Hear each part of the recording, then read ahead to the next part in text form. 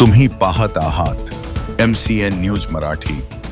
अज्ञात वाहनाने दिलेल्या जोरदार धडकेत एका 40 वर्षीय व्यक्तीचा जागीच मृत्यू झाल्याची हृदयद्रावक घटना आसलगाव शिवारात घडली आहे।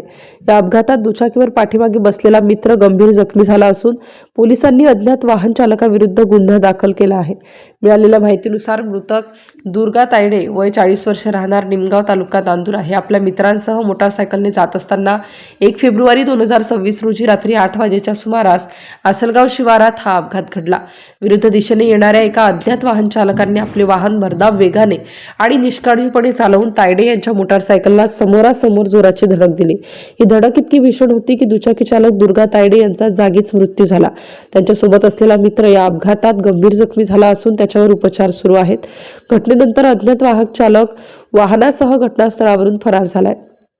या प्रकरणी फिर्यादी जानराव लक्ष्मण आसलकर वय 43 वर्षे राहणार निमगाव यांनी दिलेल्या तक्रारीवरून जळगाव जामोद पोलीस स्टेशनमध्ये अज्ञात चालकाविरुद्ध भारतीय न्याय संहिता BNS च्या कलम 281, 106(1), 125(ब) आणि मोटार वाहन कायद्याच्या 134, 77 अन्वये अपराध क्रमांक 78/2026 दाखल करण्यात आला आहे। पोलीस निरीक्षक नितीन पाटील यांच्या मार्गदर्शनाखाली पोलीस उपनिरीक्षक नागेश खाडे या प्रकरणाचा पुढील तपास करीत आहेत। MCN न्यूज मराठीकरिता वैभव वडोदे, जळगाव।